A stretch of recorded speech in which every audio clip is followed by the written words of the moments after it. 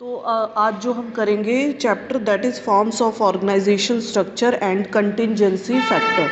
तो what is organisation structure? Organisation structure होता क्या है? जहाँ पे आप एक पैटर्न में सब कुछ डिसाइड करते हो, कौन किसके अंडर काम करेगा, कौन किसके अंडर, एक स्ट्रक्चर होगा, मैनेजर है, सब डायरेक्टर्स हैं, कौन किसके अंडर आएगा। तो इससे क्या होता है, इससे हमारा जो काम है वो ईजी हो जाता है। Delegation of authority, communication level, और एम्प्लॉयज़ को पता होता है मुझे किससे कम्युनिकेट करना है, किससे नहीं करना है।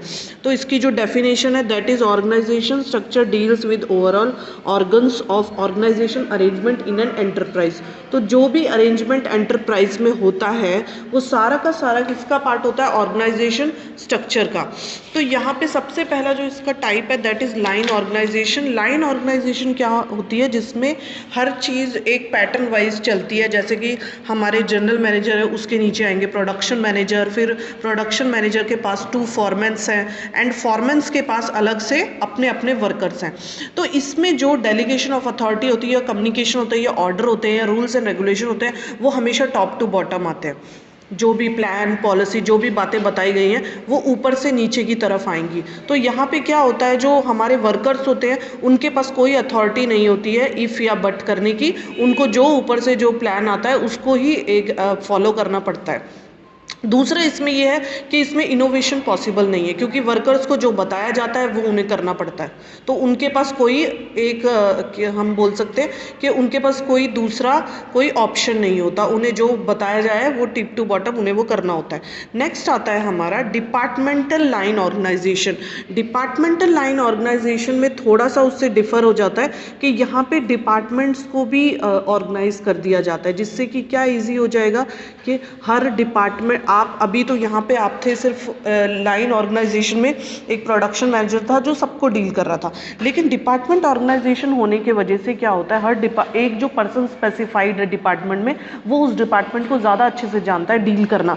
जैसे कि एक मैनेजर है, वो प्रोडक्शन का है, तो अगर उसको ओवरऑल डिपार्टमेंट के मैनेजर बनाया जाता है तो ज़रूरी नहीं उसे मार्केटिंग की नॉलेज हो, उसे फाइनेंस की नॉलेज हो, उसे पर्सनल मैनेजिंग भी उसे करना है। लेकिन डिपार्टमेंटल मैनेजर स्टाइल में क्या फ़ायदा हो जाता है कि वो एक डिपार्टमेंट का स्पेशलाइज्ड हो जाता है उसमें काम कराने में, और वो फिर अपने एम्प्लॉयज़ से भी अच्छे से डील कर सकते हैं। ठीक है। अगर हम बात करें इसके मेरिट्स की, तो ये मेरिट यही होगा कि it is very easy to organise, establish unity of command इसमें होती है, clear division authority and responsibility का होता है, और एक्शंस जल्दी लिए जाते हैं इसमें। नेक्स्ट, कोऑर्डिनेशन बना रहता है, कौन काम नहीं कर रहा है, हु इज़ द डिफ़ॉल्टर, ये हम जल्दी पता लगा सकते हैं। फ्लेक्सिबिलिटी रहती है ऑर्गेनाइजेशन में, एंड लेस एक्सपेंसिव है ये। और डीमेरिट्स इसकी यही हो जाएंगी कि सबसे पहले तो क्योंकि हर चीज़ें जो हायर अथॉरिटी है वही डिसाइड कर रही है, तो उनके ऊपर बर्डन आ जाता है ज़्यादा। ठीक है। नेक्स्ट है लैक ऑफ स्पेशलिटी, क्योंकि वो किसी एक पर्टिकुलर काम को ही नहीं करते हैं, उनके पास बहुत सारे काम आ जाते हैं, तो इसलिए वो किसी एक चीज़ में स्पेशलाइज नहीं होते। इनएडिक्वेट कम्युनिकेशन।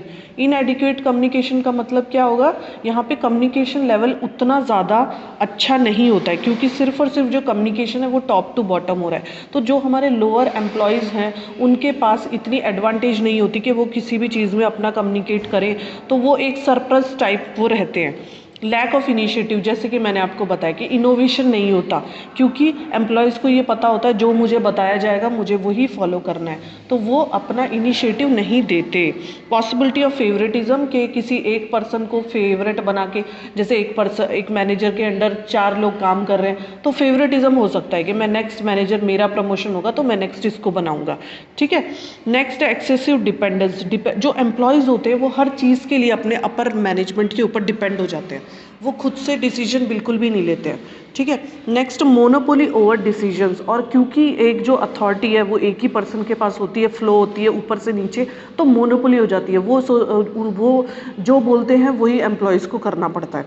ठीक है। डिसीजन क्योंकि सब मिलके नहीं ले रहे हैं, तो एक ही पर्सन के पास है तो वो अपनी मनमर्जी करता है, तो दैट इज़ मोनोपोली, जो कि किसी भी ऑर्गेनाइजेशन के लिए अच्छा नहीं है। ठीक है। नेक्स्ट जो टाइप ऑफ ऑर्गेनाइजेशन है हमारी, that is line and staff. इसमें थोड़ा सा डिफरेंस आ जाता है, वहाँ पे था लाइन, इसमें ये लाइन के साथ साथ स्टाफिंग कर देते हैं, तो उससे क्या होता है, बर्डन कम हो जाता है, तो स्टाफिंग यहाँ पे आ जाती है। तो स्टाफिंग में it refers to the element of organisation which provide advice and service to the line. तो अभी तो हमने लाइन ऑर्गेनाइजेशन की जब हमने बात करी तो वो सिर्फ एक पर्सन उसमें डील कर रहा है, लेकिन यहाँ पे क्या हो जाएगा, जो पर्सन अलॉटेड है जैसे मैनेजर है तो उसको गाइडेंस के लिए एक और पर्सन दे दिया जाता है, तो that means line and staff. ठीक है, कि लाइन ऑर्गेनाइजेशन जिस तरीके से चल रही है उसमें स्टाफ भी अलॉटेड किया गया है। तो आप जैसे इसका यहाँ पे एक अगर आप देखते हो यहाँ पे एक परफॉर्मा दिया हुआ है कि किस तरीके से लाइन एंड स्टाफ काम करता है, तो यहाँ पे शेयर होल्डर्स आते हैं, पहले बोर्ड ऑफ डायरेक्टर आते हैं, फिर जनरल मैनेजर आते हैं। अब जनरल मैनेजर को उन्होंने एक रिसर्च ऑफिसर भी दिया हुआ है डिसीजंस लेने के लिए, और जनरल मैनेजर को उन्होंने पब्लिक रिलेशन ऑफिसर भी दिया हुआ है कि पब्लिक से कैसे डील करना है। तो जनरल मैनेजर के लिए ये ईजी हो जाता है कि अगर उनको कोई रिसर्च से रिलेटेड कोई डिसीजन लेना है, उनको अपने कस्टमर्स को कैसे हैप्पी करना है, पब्लिक डीलिंग कैसे करनी है, क्योंकि एक जो जनरल मैनेजर है वो हर चीज़ में परफेक्ट नहीं हो सकता, उसको भी कहीं ना कहीं से नॉलेज चाहिए, तो दैट इज़ पॉसिबल बिकॉज यहाँ पे स्टाफिंग हो गई है लाइन के साथ। अब नेक्स्ट देखो, जनरल मैनेजर के अंडर आ रहे हैं production manager and marketing manager. तो प्रोडक्शन मैनेजर को भी क्वालिटी कंट्रोल के लिए एक ऑफिसर दिया गया है, प्रोडक्शन कंट्रोल के लिए एक ऑफिसर दिया गया है, मार्केटिंग मैनेजर को एडवर्टाइजिंग ऑफिसर दिया गया है, सेल्स ऑफिसर दिया गया है। यहाँ पे प्रोडक्शन के नीचे फिर सुपरिटेंडेंट आ जाते हैं, सुपरिटेंडेंट में 3 फॉरमैन हैं, हर फॉरमैन का अपना अपना वर्कर है। तो इस तरीके से लाइन के साथ साथ वो स्टाफिंग भी कर रहे हैं, एक जो ऊपर से नीचे जो लेवल चल रहा है। तो अब इसकी हम मेरिट्स की बात करें तो इसकी मेरिट सबसे पहले यही है कि इसमें जो डिसीजंस होते हैं साउंड होते हैं, क्योंकि डिसीजंस इसलिए साउंड है क्योंकि एक्सपर्ट्स इन्वॉल्व है, रिसर्च ऑफिसर है मैनेजर, जनरल मैनेजर के पास पब्लिक रिलेशन ऑफिसर है, तो जो डिसीजन होंगे ऑब्वियसली वो साउंड ही होंगे। नेक्स्ट है एफिशिएंसी बढ़ती है, किसकी, हमारे जनरल मैनेजर की एफिशिएंसी बढ़ेगी, क्योंकि उनके पास एक्सपर्ट्स है तो उनके जो डिसीजन होंगे वो एक्यूरेट होंगे according to the business. Next specialisation possible, again अब वो एक चीज़ पे काम कर रहे हैं तो वो अपने जो उनका मेन टास्क है वो उस पर फोकस कर सकते हैं, ठीक है, उनको बाकी ज़्यादा चीज़ें देखने की ज़रूरत नहीं है, तो इसीलिए वो उस अपने टास्क में स्पेशलाइज्ड हो जाते हैं। और ये एक एडवांटेज हो जाती है इसमें लाइन ऑर्गेनाइजेशन को। जहाँ तक सिर्फ लाइन ऑर्गेनाइजेशन की हम बात कर रहे थे तो वहाँ पे वो पर्सन उतना ज़्यादा स्पेशलाइज नहीं है, उतना ज़्यादा एफिशिएंसी इंक्रीज नहीं कर सकता, क्योंकि उसको सिर्फ अपने वर्कर्स का सब कुछ देखना है A to Z, लेकिन यहाँ पे वो एडवांटेज मिली हुई है स्टाफिंग की वजह से। नेक्स्ट, वहाँ पे innovation was not possible, employees बिल्कुल भी कुछ इनिशिएटिव नहीं लेते हैं, लेकिन यहाँ पे रिसर्च की फैसिलिटी है मैनेजर के पास। नेक्स्ट है मोर फैसिलिटी ऑफ एक्सपेंशन, यहाँ पे बिजनेस को एक्सपेंड करने के लिए भी मोर फैसिलिटी होती है। And decrease in production cost, जो प्रोडक्शन का कॉस्ट है उसको भी हम डिक्रीज कर सकते हैं। And last one is discipline का होना बहुत ज़रूरी है। डिसिप्लिन जब होगा, सब अपना काम करेंगे, तभी जो हमारा टारगेट है, ऑब्जेक्टिव है, वो क्लियर होगा। डीमेरिट इसकी अगर हम बात करें तो क्योंकि हर लाइन को एक एक स्टाफिंग करा हुआ है हर तरीके से, तो अपने आप जो एडमिनिस्ट्रेटिव कॉस्ट है वो बढ़ जाती है। सैलरी देना उनको, ऑफिस प्रोवाइड करना, सारी की सारी फैसिलिटी प्रोवाइड करना, तभी वो काम कर पाएंगे जो भी उनकी रिक्वायरमेंट है। अगर रिसर्च का काम है तो रिसर्च से रिलेटेड डाटा प्रोवाइड करना, कंप्यूटर चाहिए तो कंप्यूटर देना, तो ये सारे के सारे क्या होते हैं, कॉस्ट होती है, ठीक है। तो यहाँ पे कॉस्ट बढ़ जाती है एडमिनिस्ट्रेटिव। नेक्स्ट है lack of responsibility of experts, अगर जो एक्सपर्ट है अगर वो रेस्पॉन्सिबिलिटी नहीं कर ले रहे हैं अपने काम की, तो again it become a demerit. Conflicts between line and staff, तो ऐसा भी हो सकता है कि जो लाइन है, ऑर्गेनाइजेशन है, वो अपने आप को अथॉरिटी समझे कि मैं ही ऊपर हूँ, लेकिन जो स्टाफ है वो भी उनके साथ काम कर रहा है, तो इस उनके ईगो प्रॉब्लम के वजह से जो कॉन्फ्लिक्ट आ सकते हैं डिसीजंस में, ठीक है, तो कॉन्फ्लिक्ट आएंगे डिसीजन में तो डिसीजन लेट होंगे। नेक्स्ट है ये जो एक लाइन एंड स्टाफ ऑर्गेनाइजेशन है, ये एक बहुत ही थ्योरेटिकल एडवाइस है, लेकिन रियलिटी में इसका पॉसिबल होना बहुत ही रेयर होता है, और इसके जो डिसीजन हो जाते हैं लेंथी हो जाते हैं। क्योंकि देखो अब अगर एक सिर्फ एक जनरल मैनेजर होता तो वो डिसीजन लेता। लेकिन यहाँ पे जनरल मैनेजर के साथ दो दो अलॉटेड हो गए ऑफिसर्स, तो उनकी भी राय मायने रखती है, तो डिसीजंस क्या हो जाएंगे, delay. Next, ambiguity regarding authority. अभी अथॉरिटी किसके पास है, अभी जनरल मैनेजर बोलेगा मैं बड़ा हूँ, अब रिसर्च ऑफिसर बोलेगा मैं भी आपके लेवल का हूँ, तो इस वजह से क्या हो जाता है, उनकी जो अथॉरिटी में एम्बिग्यूटी आ जाती है। और इसमें जो डिसीजंस होते हैं सारे के सारे वो एक्सपर्ट पे डिपेंड करते हैं, ठीक है। तो दैट इज़ हमारा line and staff organisation. Next जो है that is functional foremanship. Functional foremanship का मतलब क्या होता है कि जो ऑर्गेनाइजेशन स्ट्रक्चर होती है जहाँ पे एक स्पेसिफिक प्रिंसिपल के हिसाब से ही काम किया जाता है, उसे हम कहते हैं फंक्शनल फोरमैनशिप, ठीक है। तो यहाँ पे जैसे कि देखो एक फैक्ट्री मैनेजर है तो उसके पास प्लानिंग ऑफिसर है एंड प्रोडक्शन ऑफिसर है। प्रोडक्शन ऑफिसर के पास रूटीन क्लर्क है, इंस्ट्रक्शन कार्ड क्लर्क है, टाइम एंड कॉस्ट क्लर्क है, डिसिप्लिन ऑफिसर है। प्रोडक्शन ऑफिसर के पास गैंग बॉस है, स्पीड बॉस है, रिपेयर बॉस है एंड इंस्पेक्टर है, और इन सब के पास अपने अपने वर्कर्स है। तो फंक्शनल फोरमैनशिप यहाँ पे स्ट्रक्चर ये बन जाता है कि यहाँ पे क्या होता है कि हम सारे के सारे जो भी हमारे फंक्शंस हैं, चाहे तो वो ये प्लानिंग ऑफिसर का है, इसका है, प्रोडक्शन का है, सारे जाके एक जगह पे मिलते हैं कॉमन ऑब्जेक्टिव पे सब वर्कर्स का, ठीक है। तो दैट इज़ इसमें स्पेशलाइजेशन इसीलिए पॉसिबल होती है। तो इसमें मेरिट क्या क्या हो जाएगी कि यहाँ पे full use of expert knowledge होता है, एफिशिएंसी इंक्रीज हो जाती है, मास प्रोडक्शन पॉसिबल क्योंकि सब मिलके काम कर रहे हैं, बेटर ऑर्गेनाइजेशन होती है, कोऑर्डिनेशन अच्छी होती है, फ्लेक्सिबल रहते हैं, ट्रेनिंग भी आसान होती है। डीमेरिट इसकी ये हो जाती है कि यहाँ पे यूनिटी ऑफ कमांड नहीं रहती, एक पर्सन से कमांड नहीं आती क्योंकि सब वर्कर सबके अंडर आ रहे हैं, उसके अंडर भी आ रहे हैं, उसके अंडर भी आ रहे हैं, तो कमांड में थोड़ी सी दिक्कत आती है। कोऑर्डिनेशन में भी प्रॉब्लम आती है again. Difficulty to fix responsibility, अब क्योंकि इतने सारे पर्सन्स हैं तो किसको कौन सी रेस्पॉन्सिबिलिटी मिलेगी वो फिक्स करने में दिक्कत आती है। कॉम्प्लिकेटेड प्रोसीजर है, कॉन्फ्लिक्ट अमंग एक्सपर्ट्स में ही कॉन्फ्लिक्ट हो जाती है, एंड एक्सपेंसिव मेथड है फंक्शनल फोरमैनशिप। यहाँ पे डिसिप्लिन अगर नहीं है तो ये काम नहीं कर पाएगा अगेन। तो डिसिप्लिन तो देखा जाए तो हर चीज़ों में डिसिप्लिन ज़रूरी है, चाहे कोई भी whatever the part of organisation it is. Committee organisation क्या होती है, जो किसी स्पेसिफिक ग्रुप ऑफ पीपल, कुछ लोगों को लेके बनाई जाती है किसी स्पेसिफिक काम के लिए। वो हमेशा गठित नहीं होती, वो सिर्फ और सिर्फ किसी स्पेशल काम के लिए वो उसको पूरा करने के लिए बनाई जाती है। तो इससे क्या फ़ायदा होता है कि जैसे एक जो हमारा जो काम इम्पॉर्टेंट है, मुझे पता है ये बहुत इम्पॉर्टेंट है, इसका होना बहुत ज़रूरी है, तो हम उस काम को ज़्यादा फोकस देते हैं कमेटी बना के, ठीक है।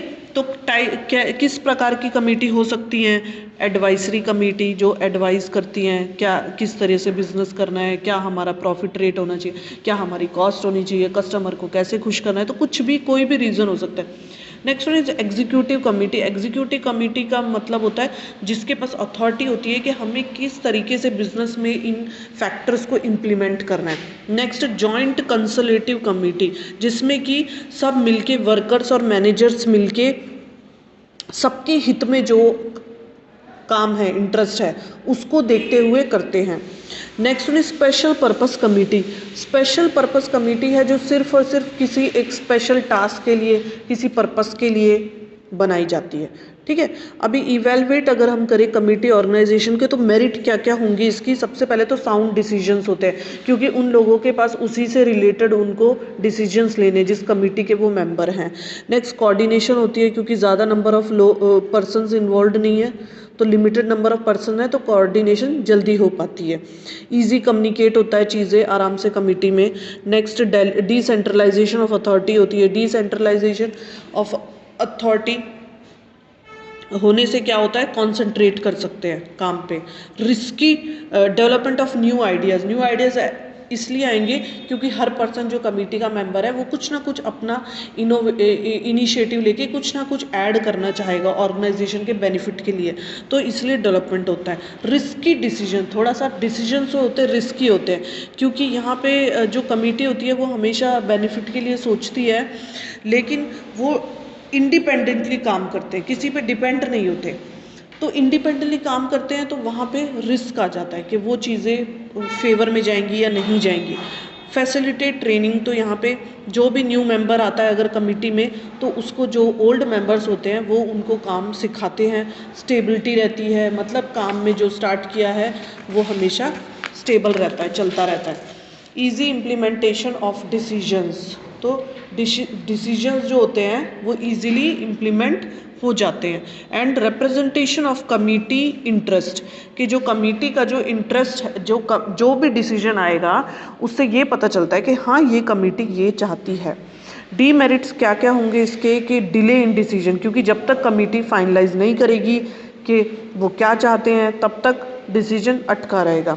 एक्सपेंसिव हो सकता है क्योंकि अलग से कमेटी को बिठाना, तो अब अगर वो कमेटी में आ गए हैं तो वो वही काम करेंगे, वो बाकी जो ऑर्गेनाइजेशन में काम है वो उस पर फोकस नहीं कर सकते, है ना, तो इसलिए एक्सपेंसिव हो जाता है। Difficulties in decision the responsibility, तो यहाँ पे ये डिसाइडिंग द रेस्पॉन्सिबिलिटी, तो यहाँ पे रेस्पॉन्सिबिलिटी तो इनर फीलिंग होती है, वो हम किसी को बता नहीं सकते, हम किसी को उसके लिए डांट नहीं सकते, वो उसकी खुद की मर्जी होती है कि मुझे ये करना है। तो यहाँ पे किसकी, अब कमेटी में सब पर्सन अपनी रेस्पॉन्सिबिलिटी मान के काम करते हैं तो वो तो तब तो अच्छा है, लेकिन अगर कोई एक पर्सन है जो अपनी रेस्पॉन्सिबिलिटी नहीं समझ रहा है और नहीं कर रहा है तो फिर ये डीमेरिट हो जाता है कमेटी के लिए।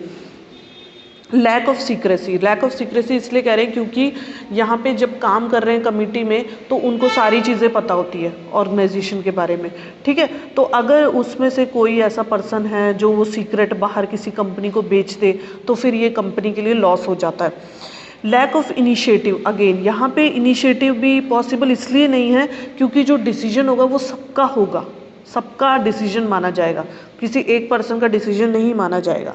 अगेंस्ट द मैनेजरियल डेवलपमेंट, तो मैनेजरियल डेवलपमेंट के अगेंस्ट इसलिए ये है क्योंकि अगर 10 लोग बैठ के डिसीजन ले रहे हैं, काम कर रहे हैं, तो उसमें सबकी सहमति होती है। तो अगर जब आप एज ए इंडिविजुअल काम करते हो तो आपके अंदर कॉन्फिडेंस ज़्यादा होता है कि मुझे ये करना है, मुझे इस तरीके से ये काम करना है, मैं ये डिसीजन लूँगा, तो गलतियों से हम सीखते हैं और हमारे अंदर कॉन्फिडेंस आता है। लेकिन जब आप ग्रुप में काम कर रहे होते हो तो आपकी इंडिविजुअलिटी ख़त्म हो जाती है, तो इसलिए जो एक मैनेजर की ग्रोथ होती है वो यहाँ पे कम हो जाती है। डाइवर्जन ऑफ रूटीन फंक्शन, के जो रूटीन में जो हम काम करते रहते हैं वो यहाँ पे नहीं कर सकते जब हम कमेटी में हैं। कमेटी में हम हैं तो हमें मेन जो कमेटी का जो जिस वजह से हमने कमेटी बनाई थी हमें सिर्फ़ और सिर्फ उसी से रिलेटेड काम करना पड़ेगा। तो कमेटी के लिए सजेशंस यही है कि सबसे पहले तो ज़्यादा लोग नहीं होने चाहिए, मिनिमम मेंबर्स होने चाहिए ताकि डिसीजंस जल्दी आए। प्रॉपर सिलेक्शन ऑफ मेंबर्स होना चाहिए कि जिनको ऑलरेडी उस बारे में नॉलेज हो, ऐसे मेंबर्स को आपको लेना चाहिए। वेल डिफाइंड अथॉरिटी होनी चाहिए कि किसके पास क्या अथॉरिटी है ताकि कम्युनिकेशन ढंग से हो और एक दूसरे में लड़ाई झगड़े ना हो। इफ़ेक्टिव चेयरमैन होना चाहिए जो कमेटी का है, जो डिसाइड करेगा। मेंबर ऑफ इक्वल स्टेटस होने चाहिए, कोई किसी से नीचे नहीं होना चाहिए ताकि उसको सप्रेस करके या आपके तो डिसीजन मायने नहीं रखते, आप तो छोटे लेवल के हो, इस तरीके से, क्योंकि लोगों में नेचुरली ये आदत होती है एक दूसरे को नीचा दिखाने की, तो इसीलिए ज़्यादातर तो इसीलिए इक्वल स्टेटस के लोग होंगे तो कोई किसी के डिसीजन को दबा नहीं सकता, ठीक है। More weightage to the organisation interest, तो यहाँ पे पर्सनल इंटरेस्ट को या किसी भी तरीके बेनिफिट को छोड़ के जो कमेटी को जो डिसीजन लेने, जो भी बातें जो किसके हित में जानी चाहिए, सिर्फ और सिर्फ ऑर्गेनाइजेशन के हित में बात करनी चाहिए। नेक्स्ट है कंप्लीट पार्टिसिपेशन, के यहाँ पे सबका पार्टिसिपेशन होना बहुत ज़रूरी है कमेटी में। And next one is adequate preparation, तो ऑब्वियस ही बात है जब आप कमेटी के मेंबर अगर आप बने हो तो आपके ऊपर बहुत बड़ी कोई रेस्पॉन्सिबिलिटी डाली गई है कि जो आपको पूरी करनी है, तो जब तक आप प्रिपेयर नहीं करोगे तब तक आप अच्छे से अपना 100% नहीं दे सकते, ठीक है, डिसीजन में। तो ये कहाँ पे सूटेबल होती है, जहाँ पे ये इसी प्रकार के ऑर्गेनाइजेशन में सूटेबल होती है जहाँ पे लोग इंडिपेंडेंटली थोड़ा काम करते हैं, तो वहाँ पे इस प्रकार की कमेटी जो स्ट्रक्चर है वो सूट होती है। तो सिचुएशनल फैक्टर्स होते हैं जो हमारे ऑर्गेनाइजेशन स्ट्रक्चर को इफ़ेक्ट करते हैं। तो जैसे कि फर्स्ट क्लास में मैंने आपको बताया था कि जो ऑर्गेनाइजेशन का स्ट्रक्चर होता है वो डिपेंड करता है कि आपके पास कितने वर्कर्स हैं, कितने कम हैं, कितने ज़्यादा हैं। अगर आपके पास बहुत ज़्यादा बड़ी ऑर्गेनाइजेशन है, साइज़ ऑफ ऑर्गेनाइजेशन आपकी बहुत बड़ी है, तो आप लाइन ऑर्गेनाइजेशन नहीं कर सकते, क्योंकि लाइन में तो एक पर्सन को आपने एक एक पोजीशन देनी है। आपके पास अगर लाखों में वर्कर्स है तो आप किस किस को क्या क्या पोजीशन दोगे, तो लाइन ऑर्गेनाइजेशन वहाँ पे हो जाती है फेल। ठीक है। नेक्स्ट आता है स्पैन ऑफ कंट्रोल, कि कितना कंट्रोल, कितने आपके जो नंबर ऑफ सबॉर्डिनेट्स हैं वो कितने हैं, सुपीरियर आपके कितने हैं, वर्कर आपके कितने हैं। तो इस पे भी डिपेंड करता है कि आप कौन सी ऑर्गेनाइजेशन चूज़ करते हो। अगर आपके कम है वर्कर, सुपरवाइजर्स कम है, मैनेजर लेवल के लोग कम है, तब तो आप लाइन कर सकते हो ऑर्गेनाइजेशन। ठीक है। अगर बहुत ज़्यादा है तो नहीं कर सकते। ऑब्जेक्टिव ऑफ ऑर्गेनाइजेशन, कि डीपली जो आपकी ऑर्गेनाइजेशन है वो क्या पाना चाहती है, उसका ऑब्जेक्टिव क्या है, वो भी डिपेंड करता है कि आप किस प्रकार की ऑर्गेनाइजेशन को गठित करते हो। मैनेजरियल कैरेक्टरिस्टिक्स, कि मैनेजर में क्या क्या, जो टॉप मैनेजर है, टॉप मैनेजर है वो कैसा है, वो स्लगिश है या काम अच्छे से करता है, नहीं करता, किस प्रकार से एम्प्लॉयज़ को कंट्रोल करता है, कैसे नहीं करता। इस पे भी डिपेंड करता है कि आपके ऑर्गेनाइजेशन का स्ट्रक्चर कैसा होगा। ठीक है। लॉन्ग टर्म गोल्स, तो लॉन्ग टर्म गोल्स अगेन या तो आपकी ऑर्गेनाइजेशन शॉर्ट टर्म गोल्स में बिलीव करती है कि मुझे एक हफ्ते में ये टारगेट पूरा करना है, मुझे एक महीने में ये टारगेट पूरा करना है, या आपकी ऑर्गेनाइजेशन लॉन्ग टर्म गोल्स मान के चलती है कि मुझे 2 साल बाद, 6 साल बाद मुझे इस पोजीशन पे पहुंचना है।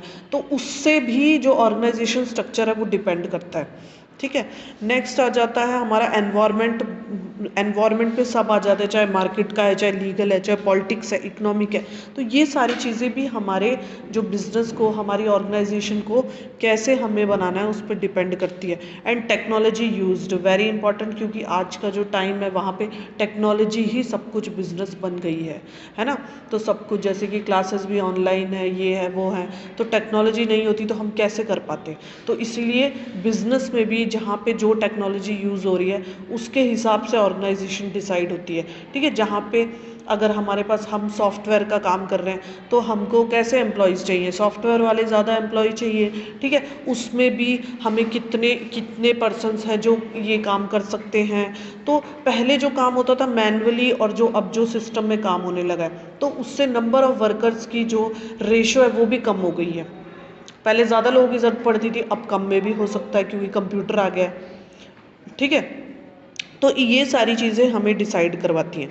नेचर ऑफ वर्क में ये कह रहे हैं कि क्या हमारे जो काम का जो नेचर है वो क्या है, कि क्या जो हम काम कर रहे हैं वो ऑर्गेनाइजेशन के बेनिफिट के लिए कर रहे हैं या हम बिजनेस के काम के लिए कर रहे हैं। लाइक मैन्युफैक्चरिंग कंपनी है हमारी, फिनिश्ड प्रोडक्ट है, या तो हम सर्विस इंडस्ट्री में हैं, जैसे कि प्राइवेट हॉस्पिटल्स होते हैं, यूनिवर्सिटीज़ होती है तो सर्विसेज हो जाते हैं। नेक्स्ट कॉमन वेलफेयर ऑर्गेनाइजेशन है, like post office, government hospital.